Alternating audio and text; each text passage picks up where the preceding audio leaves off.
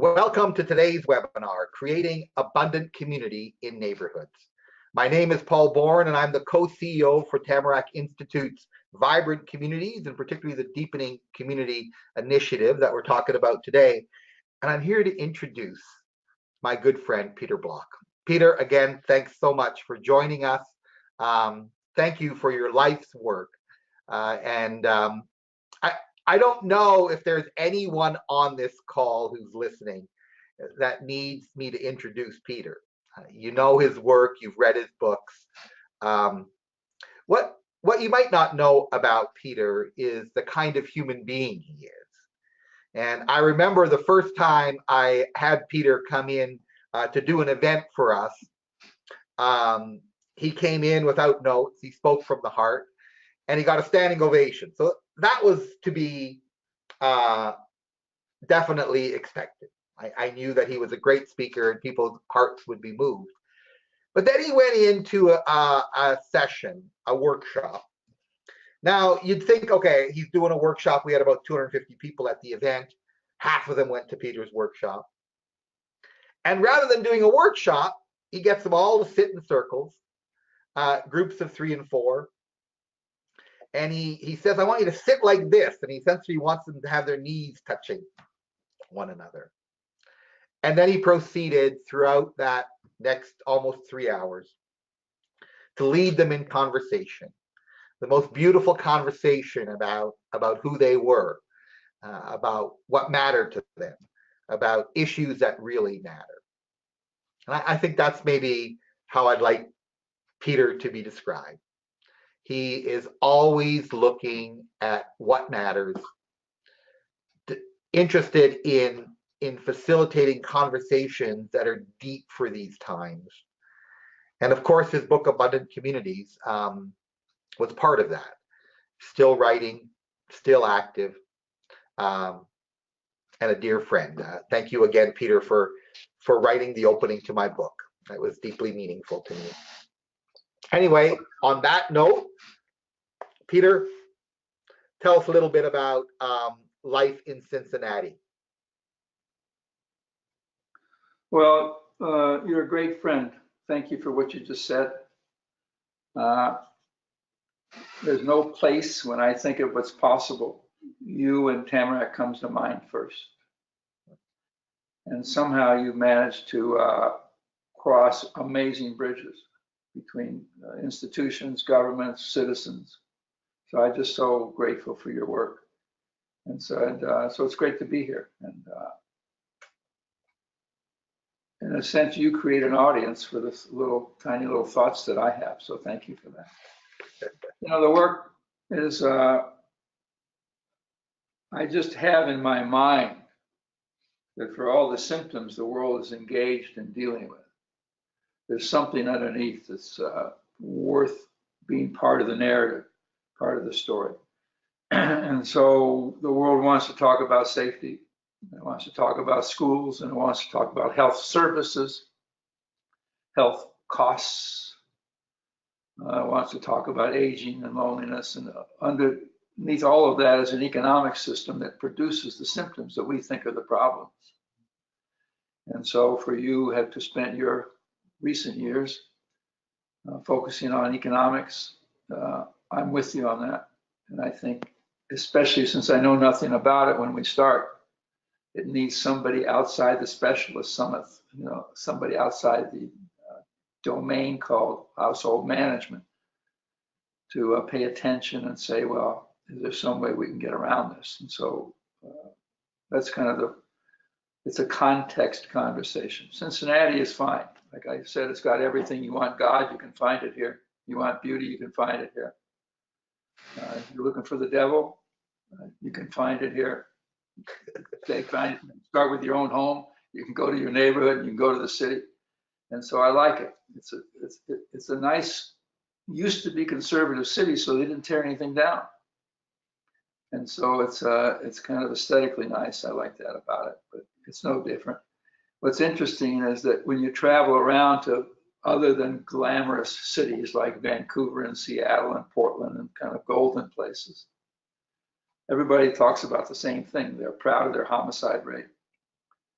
They're proud of their graduation rate or not. They're proud of the, and so your work has been to create a different narrative and a different storyline about who we are as people in Cincinnati.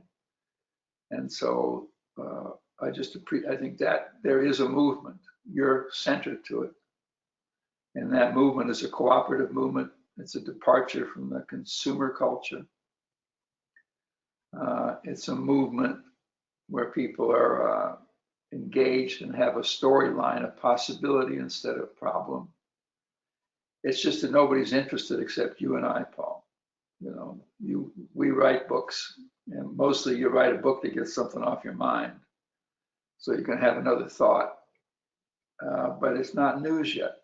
The cooperative movement, the healing movement, the capacity movement, the gift-based movement, the asset-based community development movement. It's all there, but it hasn't been ignited yet. So it becomes news. And so now for the news in this country, we're interested in the high school experiences of some wealthy middle-aged man. And so I think that's our work. That's what you're doing with these webinars, and thank you for that. Lovely opening. Peter, we want to talk about abundant communities, but in the context of neighborhoods. Talk to me about this. You wrote the book on it with John McKnight. You know, we're going to be having our next big gathering in the spring, in Edmonton. And there's amazing work going on with abundant communities. You host webinars regularly around this topic. You have a great website on abundant communities. Talk to us about abundance and how it's different from traditional neighborhood building. Let me, if I could see the first slide of mine, I would like to talk about what's underneath the question. And so you need to say, who are we now? And what are we up against? If you care about abundance, you need to understand the scarcity of the world. You need to understand the pervasiveness of scarcity in our mindset. And thinking about this conversation, I'm thinking, you know, the dominant narrative has 4 dimensions with respect to the economy. And all of these affect my being, my soul, my neighborhood, my way of being together. And you know, and so to me, an abundant neighborhood is a departure from 4 economies. One is the consumer, which says whatever you have is not enough. And if I believe that what I have is not enough, then I believe I'm not enough. And so I can't live that way. If I live that way, I'll keep working on myself. You with me? I am with. And then I think whatever I need, I don't need from my neighbor. I don't need from my family. I don't need from I can buy it. I can hire a school to raise my children. I can hire a doctor to keep me healthy. I can hire the police to keep me safe. And so the notion of purchasing, consumer, the industrial economy animates my day. And I think I've got to go faster. Speed is of value. I think I have to be bigger. You know, before any foundation or philanthropy will give you money, they say, can you take this to scale? Well, as soon as you take it to scale, you have to repeat what you've done over and over and over again. Now, you've managed in Tamarack to get around that. But efficiency, can you do it again the same way? And what's the cost? And so this affects my day, it affects my being, it affects how I think about my life and what I'm doing. And I've been commodified by the industrial belief system. And then you put free market in front of all these, and who can argue? The knowledge economy tells me I'm lazy. I want to be convenient. If I can't get something I buy overnight, I don't want it. It says that somehow it substitutes my virtual world for a real sense world.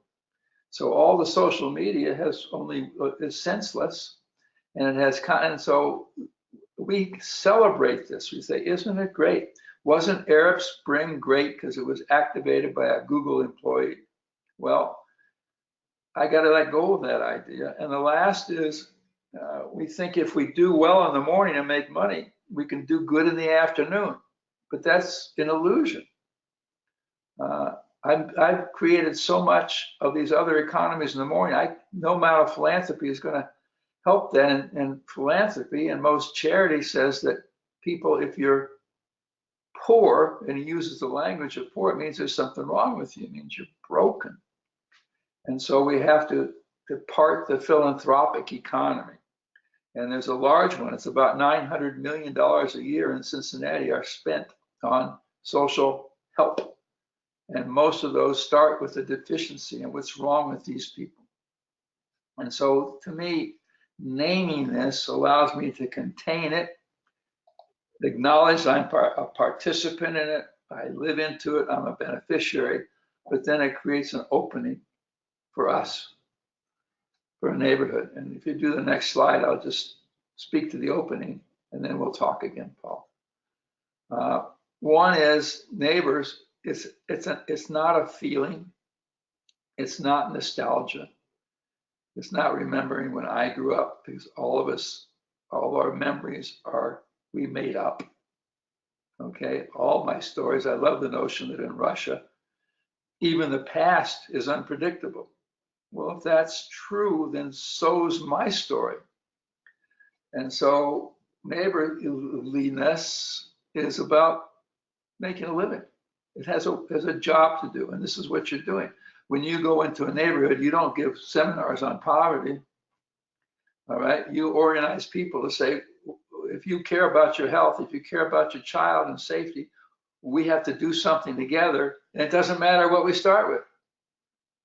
But it's doing something together. So neighborliness is a job, has outcomes that substitute what I thought I could purchase. I now know you and I can create together.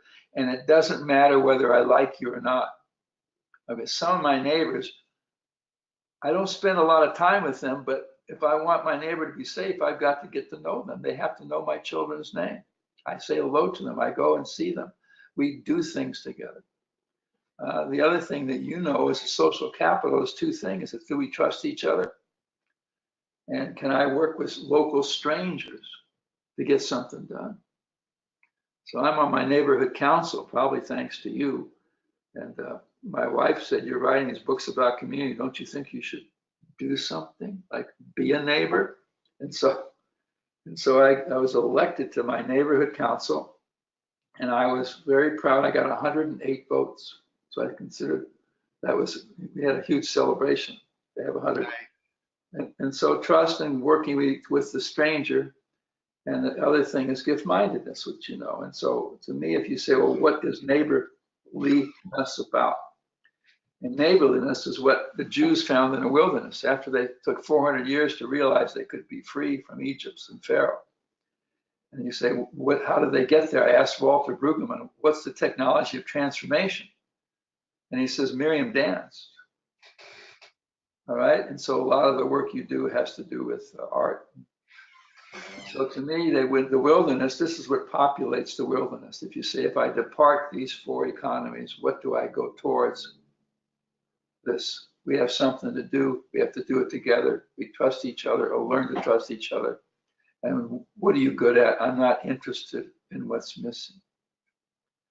So let's come back to just you and I talking, Paul. I wanted to put that as context, and we can take it wherever we want. Rute, can you keep the slides up just for a bit?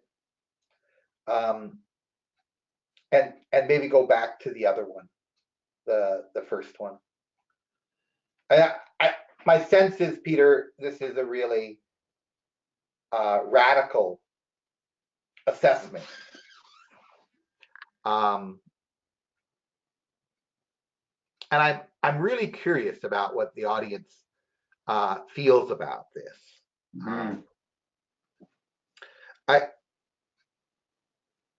What I like about what you've done here is you've given us something that is easy to absorb. I'm not sure it's easy to operationalize, but this consumer economy is a really, really interesting understanding. And it's not even whether you like shopping or not. This isn't about that, right? I like to shop. There you go. I knew that. You know, it's got to do with, in a sense of what we believe has value, and what's worse is how are we valued.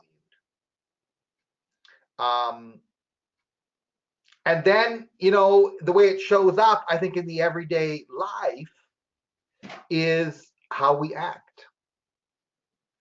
And all I could do when you were saying this is that the latest pet peeve in my life is this sense where people say, I don't have time. Right? So I keep thinking, well, what are you doing all the time? Like, what keeps you so busy? Right? And I also then say, but isn't time the essence of a priority?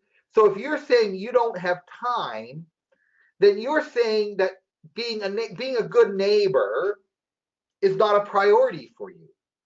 Mm-hmm. Right? Being family is not a priority for you. Right. Right? Right. Volunteering is not a priority for you. But you're saying it in the sense, I don't have time. Right? And then you start asking, well, what do you spend your time on? And it seems to me that the consumer economy has been dominating our time. Well, not only the consumer economy, but the social media economy, Right. all right, which is a big promoter of like-mindedness. We ignore the dark side of it. We have next door Clifton where I live, and half of it is people complaining about each other. Yeah. But you're right. See, the problem with these is I take my identity. I think they're true, Paul. That's why I put on the top, it says modern, socially constructed. We made this up. It's not true. It's just good for business. It's just we call this progress. And if you say this is radical, it's kind of common sense radical.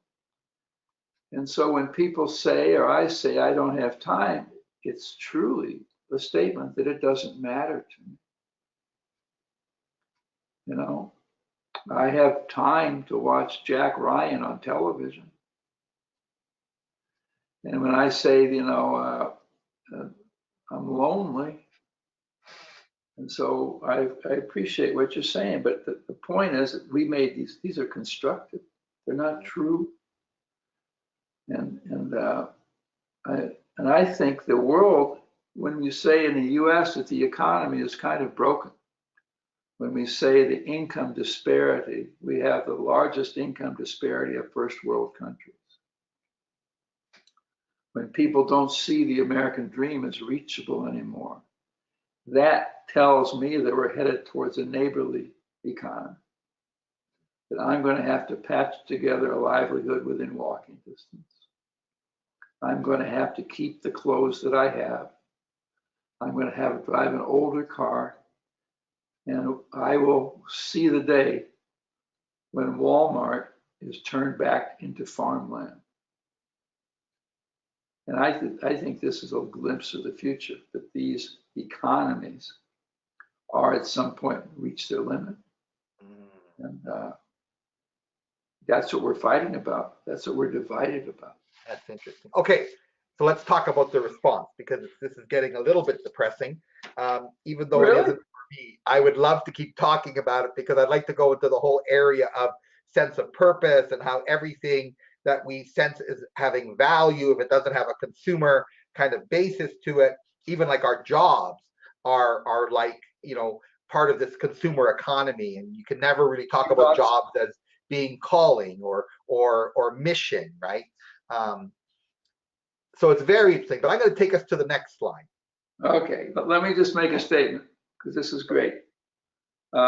We're very proud in Cincinnati of having the lowest unemployment rate we've had in 30 years. Wow.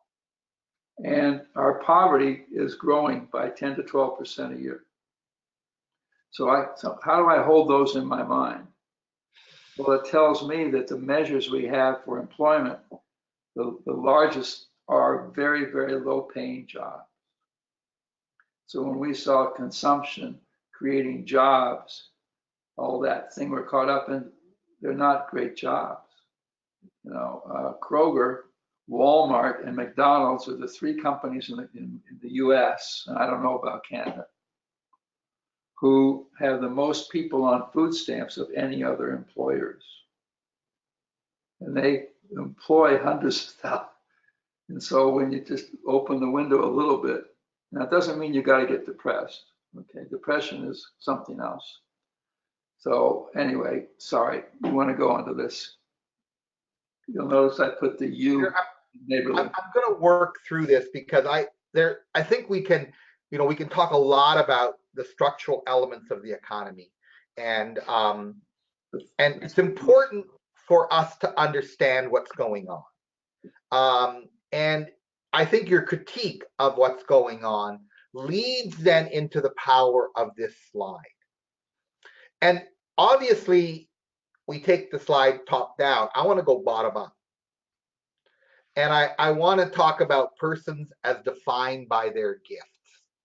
Right. And I know that, I was here in Waterloo, and I was given the honor of writing John McKnight's citation.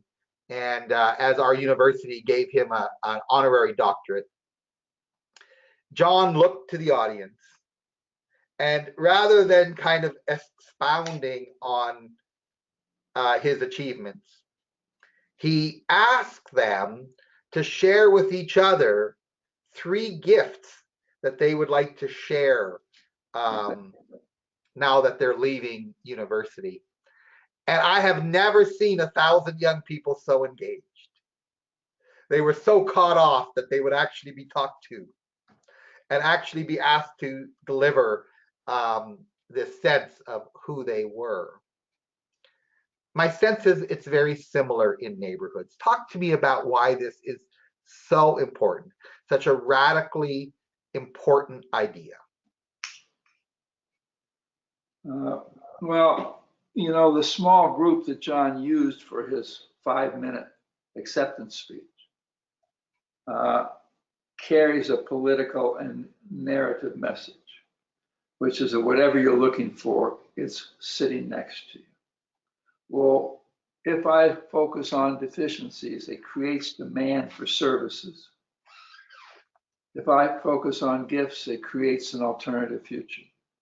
And the belief system that I can construct, it doesn't mean I'm without deficiencies. I have many, and I've been working on them most of my life with very little to show for it, okay? I'm losing my voice, and it's been suggested that maybe I've said enough. And so if you want to produce something other than a demand for service, then you say, what are you good at? Frances Strickland, the governor's wife, said, my goal is for every 18-year-old in Ohio to know what they're good at. And so what I need to find that out, if I want to raise a child, I need to know, and they need to know, what do people in the neighborhood as well as the school. The school cannot raise my child. And reforming institutions has its limits. And so I say, well, what concerns me? Is it safety? Is it my child? Is it loneliness? Is it the elderly? Is it the economy? All those can be produced by, if I ask 4 people in my block, what are you good at and what do we want to do to make this block better? Something will get produced. If I ask them what their needs are, something will get purchased. And so in a very simple way, I can replace the outsourcing purchasing economy, which reduces the notion of what it takes for me to get by saying, I need help raising a child. I need help selling something. I need to be able to find food. We can create food in our neighborhood. Somebody on chat, Tara, said, what about time banking as a beautiful new economy construction, where for every hour that I do something for you that I can do, I put that in the bank, and then when I need somebody to take care of my child, take care of my place, and so there are the structures once our thinking shifts. And so to me, gift-mindedness is not Pollyanna. It's to say, if I want to produce, raise a child, be safe, who are these people that I'm stuck with in walking distance within a mile? And what are they good at? And how do we begin to talk to each other? What are we good at? And what can I now exchange for instead of purchase? And it doesn't matter about how I feel about them. Neighborliness is not block parties. It's festivals. It's who are the strangers that I see all the time. And I can walk, I say, what are you good at? Let's talk. And so it's an inversion of what has value.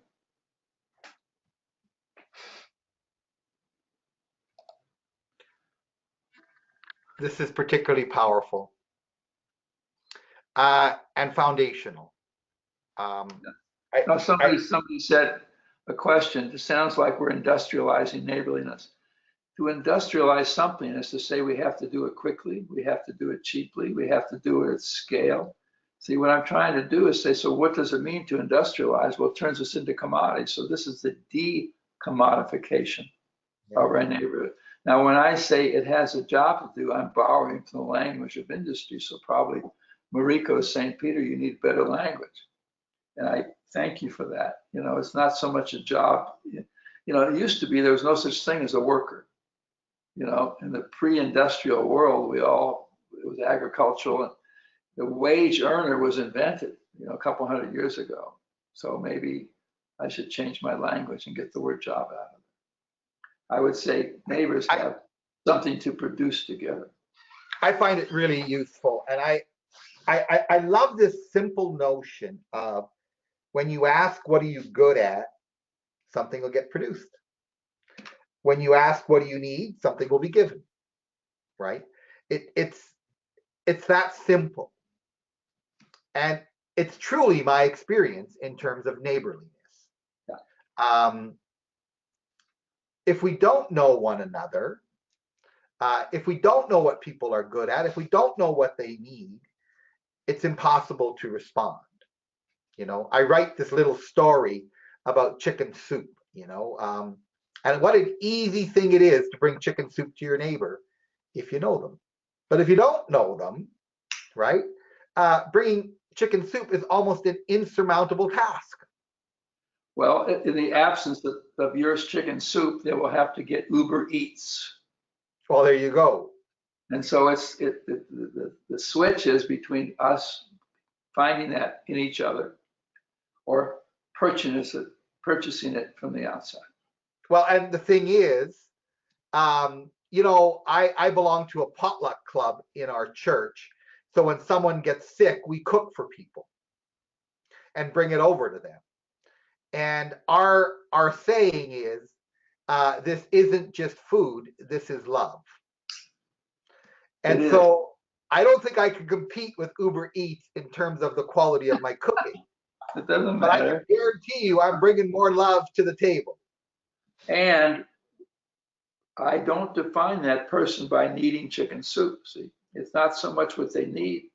I want what they're good at to be back in circulation. And I'm willing to bring them and feed them because we need them, and so it's not just an act of kindness. To me, it's an act of creating a collective future together. And the time bank, so it is, and it's available for even with our children. We can ask our children, what are you good at and what are you willing to share or teach other people? And it's a way of balancing the obsession with schooling as the only path to a positive future. It's lovely. Peter, we're going to go to questions in just a moment. And again, we're going to unmute you if you just shake your hand or raise your hand. There's something on your thing that lets you click on it, and it shows us that you have a question. Others of you are already putting questions into the box. But before we go there, Peter, one last question. Now let's take the slides off. Okay, take the slides down. But one last question. Okay.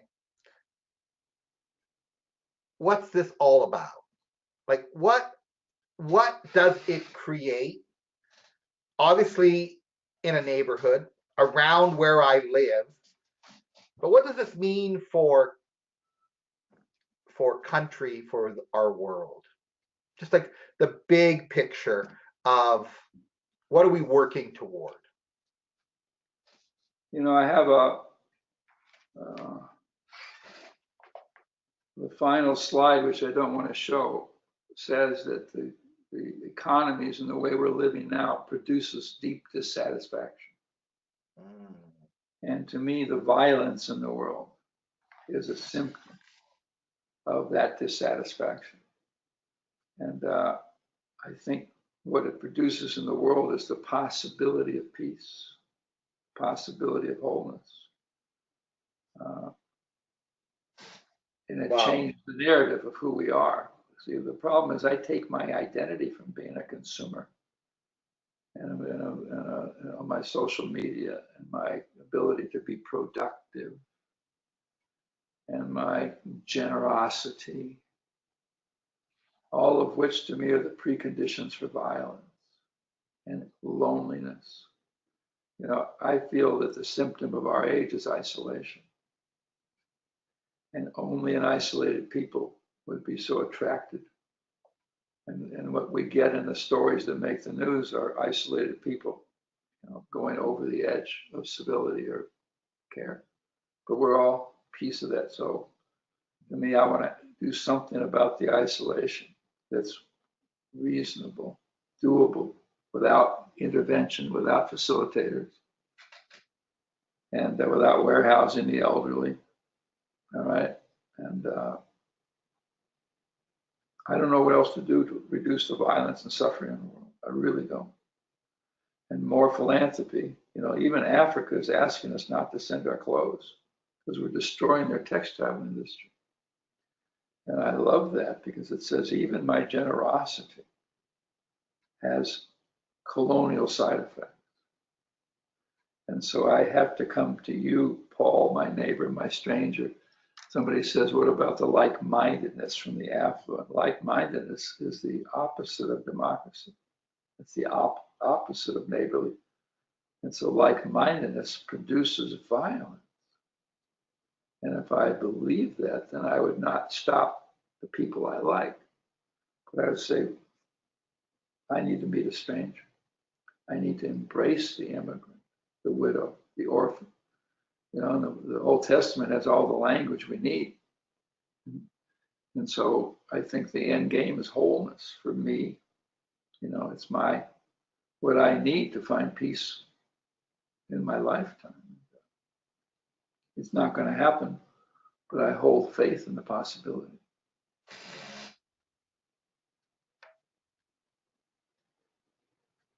Wow.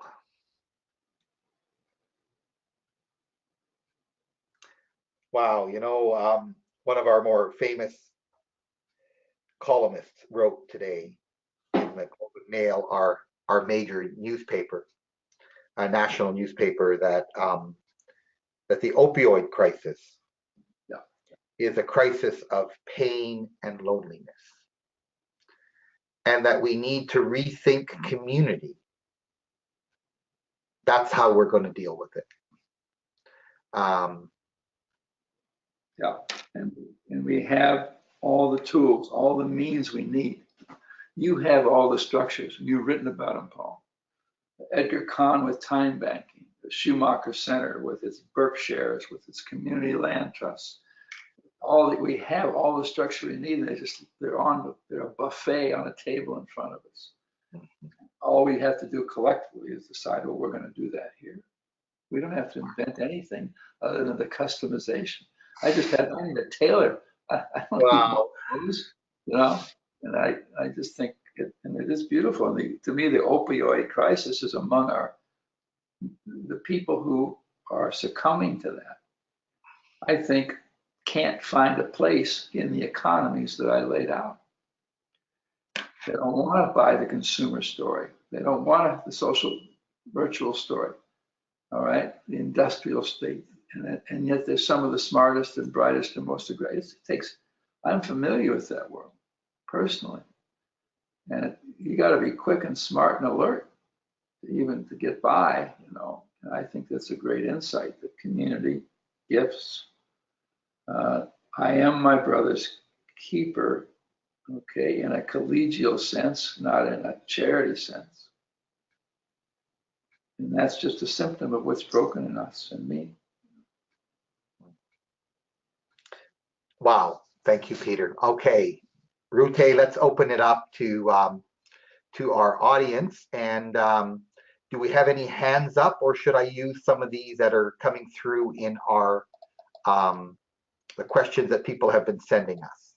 We have a hand up from Gary, so I'm going to unmute him and let him ask his question directly. Hi, Gary. Gary, you're unmuted, so you can ask your question now. Does Gary have to press *6 to be heard? I don't think he just has to unmute himself. Yeah, he's unmuted. Okay, why don't we go to the next one, and maybe Gary can put his hand up again. Okay. Maybe Gary just wanted to volunteer but didn't have anything to say. So thank you for your generosity, Gary. You got to start. Thanks, Gary. So I've got a question here from Tara. What are your thoughts on time banks? Sharing skills, trades, and jobs for time credits instead of money. Every job, skill, or trade is considered equal. Everyone's hour is worth a time credit. Peter, Well, you encountered these? yes, I know, Edgar. It's a crazy idea. It will never work. Well, it's operating in 30 countries, operating in 30 or 40, 50 cities in America. And what it is, it's a non-monetized economy. It says I don't have to put a dollar value that differentiates between what's the market value. See, the market used to be a Saturday morning experience where we go to be together. And now the free market economy defines our well-being, And so time banking says that there's a way to track with software what you've done that's been useful to me. And you get hour credits, and you need about 800 people to make it work. And so when I need something that I can't deliver, like to watch my house, to get groceries, to teach me how to garden, teach me how to operate a GoToWebinar technology, okay? I can use my hours of generosity in exchange for someone else who knows how to do that, and they get those hours logged in their account. So these are the social inventions that create an alternative future. I think that's a big deal. And it's slow to be adopted because you need to house it. And so we look to social institutions to house it. And it takes some investment. And I don't know why we all aren't part of a time bank, but then I have lots of questions of God. And it's my own, but that's a beautiful question. And I think the point of that question is, why don't we? Tamarack is a gathering place of social innovation and structures that all of us can use. Once we decide, like, part of my thought is we're talking about a radical shift in journalism. What constitutes news? Well, what you do, to me, is a much more interesting news story than somebody having an accident on Route 71 last night. And so we've got and there is places where, Scope, there's a Score, I think, I'm not sure what it is. In Calgary, there are people creating alternatives journalism. And it's not good news. It's not Pollyanna. It's just that what are people doing that are radically changing my thinking and my experience of life. And, I heard Van Jones yesterday on a Sounds True webinar. And he says you've got to integrate spirituality with the marketplace and the world that we live in. And it's too easy for us to retreat into the spiritual world and a monastic life. And so I think that's sort of, time backing is a portal into structures that create neighborhoods. Peter, I got a backlog of questions here, so we're gonna have to keep the answers a little shorter. Good. Okay, Rute, let's go on. Why don't you give me a live one? And I've got lots more here that have come through the chat line. Okay, so there's one from Jamie. Jamie, I'm just going to unmute you, so feel free to speak now. Hi there. Can you hear me all right? We can hear Yes, you we can. well, Jamie. Thank you so Great. much. Yeah, thank you. This has been a really wonderful talk. I I wish my roommates could hear you speak. It really speaks to me so much. And two things. One, I just wanted to say I've been working on a platform called Joatu. It's the Jack of all trades universe. And basically it's inspired by time banking, but instead of you doing things specifically for others, you would do things for the community. And it's the community themselves that generate the points. So it's like a mint that's manifested by the community to generate points that people can exchange. So when you create a community garden, everybody gets points that they could trade. So it's reformulating the government, but from the ground up, and it's all open source and it's all free. So thank you for your words. It's an inspiration to me. Thank you, Jamie. I would view what the platform you're creating as an excuse to get people in the room together. Don't ever forget that the way to get attention is you're using your wonderful Jack of all trades platform, which is an alternative to Rabbit, which is a monetized platform. But then get in the room together once in a while. Say, how is this working? But thank you for calling in and your support. I couldn't agree more. It's so much about empowering neighbors to feel that they can make a difference. And my question is a little bit about is just more about how we can get people that are in a place of privilege to recognize their usefulness to one another over the idea of having to specifically be friends and liking each other and drinking alcohol together and things like this. Well, I wouldn't call them people of privilege. What I need, because we're all privileged if we're on this call, is to meet strangers, meet people across economic lines.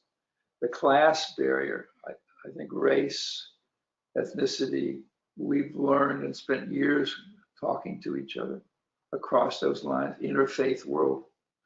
But it's the economic barrier. So I would go into a neighborhood that I would call economically isolated, not poor, not underserved, not underinvested. Okay, those are all old economy languages.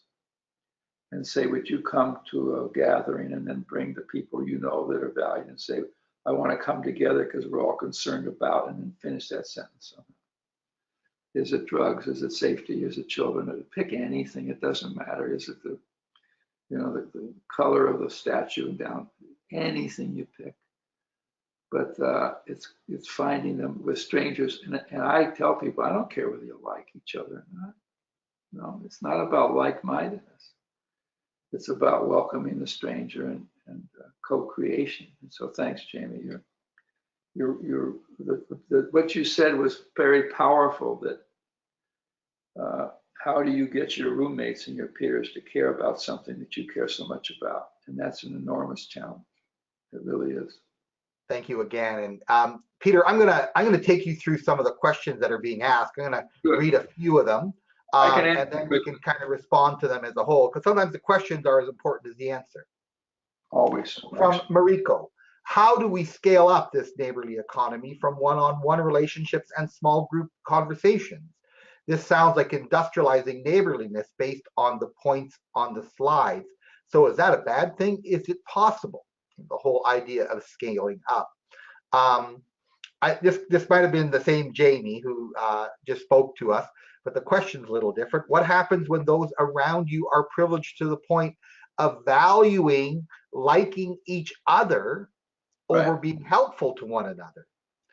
It's something I've found very interesting that you've shared with me. as well. Jillian, what happens to those around you when those around you are privileged to the point of valuing? Oh, there you go. That's the same question, liking each other. Oh, sorry, Jillian said, how do we mobilize community to share their gifts? Are there examples of the cooperative model of community creating an impact, from Linda? And now Tara has her hand up. Let's go to you, Tara. Just to complete that. The first one about, is it, if we take it to scale, so the small group is where the action is created, but I would use the language of aggregating. So how do you aggregate wherever you are, all the small groups that are doing something useful? I don't want to take things to scale, but I do want people that are co-creating a world to find and be in the room with other people who are also, because we don't know about them unless you invite them. And so you say, how do we invite all the small groups into a room together, but not to form a big group, but to find an aggregation of small groups so that I know that I'm not crazy. Part of these economies impact on my soul is I think I'm crazy.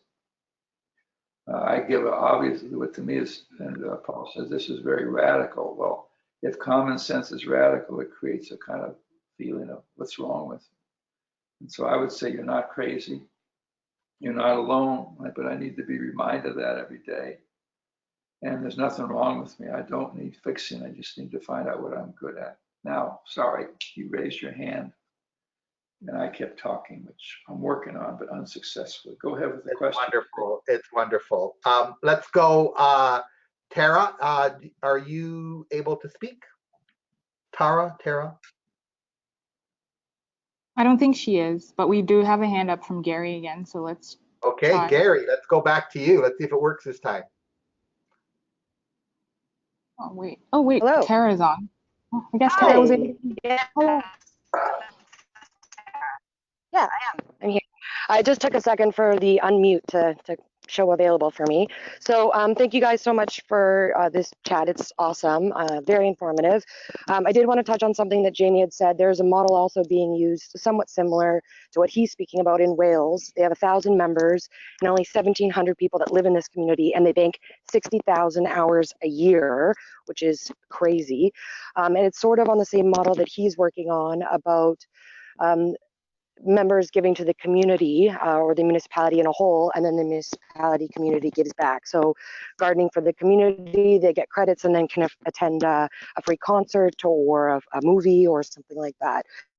So obviously quite successful, different form of time banking. And I just wanted to question, because I know you had said, and there is thousands of time banks, obviously modeled a little bit different. Some are, members giving to members, some obviously members giving to community. But you had said that you don't feel that it works unless, there's a large number of members. I totally get that. Obviously, if there's not a wide pool for people to get services done, do you think it's still, even if it might not be very successful at the beginning, like anything, it takes time to get off the ground, especially in the rural area I live in. Do you think it at least allows members to see their own value in their own self, that they do have something to offer? Like currently I live in this rural area where 68% of our population is over the age of 55. So quite a bit of seniors, and a lot of them don't feel that they have anything to offer, whether it's reading to kids in schools, which is what we got going on through our time bank right now, or Do you think telling they're stories. right when they say they have nothing to offer? Yeah, what I'm finding with our time bank right now is that it's allowing seniors to recognize that they are valued and they have things to give back, whether it's sewing or knitting or reading or just calling somebody up and asking how their day is. But also on top of that, it's allowing people to meet new members, like new community. I love what you're doing. It does have its challenges. Getting people on board is a bit of a thing. But if it's so, I know you said, well, you don't really feel it works. If there's thousands of time banks, where, how do you, why? No, I said it does work.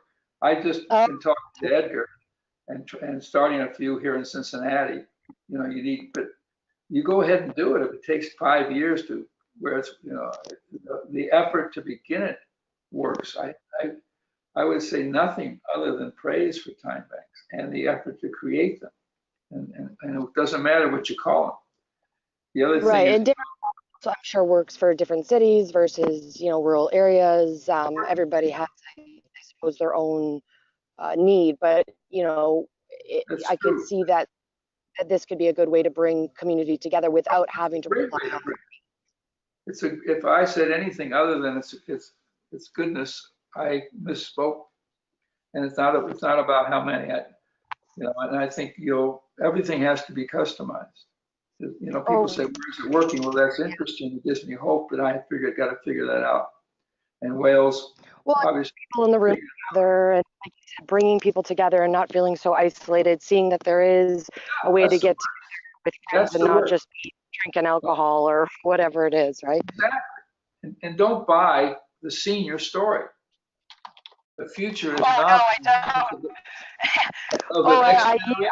no idea how many times they have said, "Oh, well, I have nothing to offer." Well, do you know how to read? Well, yes, I do. And you know There's why? we've Hang on a second. combined. That's because we've told them they're useless. Hmm. All right, and they're not. And I'm a senior. Okay, I'm well over the age 55.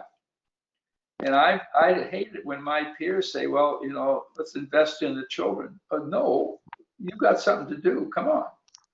And so anyway, I love your energy and your passion. You care about things, and you're not alone in this. And that's the hardest thing. Well, it's people like you two, you know, continuing that conversation and pushing forward to see that we can not just rely on, you know, money and think outside the box of how can we get back to Why the do way you we care used. so much, Jamie? Why do you care so much? Pardon me? Why do you care so much? Because it's in my soul. That's not really something I can finger down, I suppose. It's my life mission to do the best I can in love. That's awesome. You're an amazing human being. Thank you so much for your generosity here. Thank you for your time and allowing me to speak with you and everybody else who's listening. Awesome. On that note, I'm going to have to wrap up. We're getting right at that time, and I know we're just starting the conversation. And isn't that how it always works with you, Peter? You invoke such energy in us and such hope for the future. So, I mean, first of all, to you, Peter, I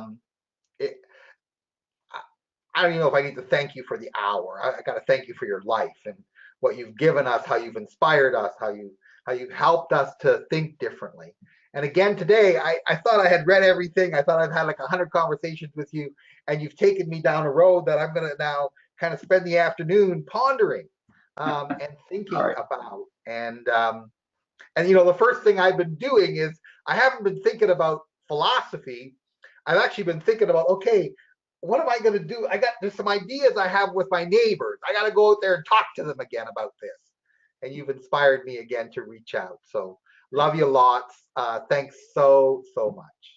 Thank you, Paul. You inspire me always, anytime.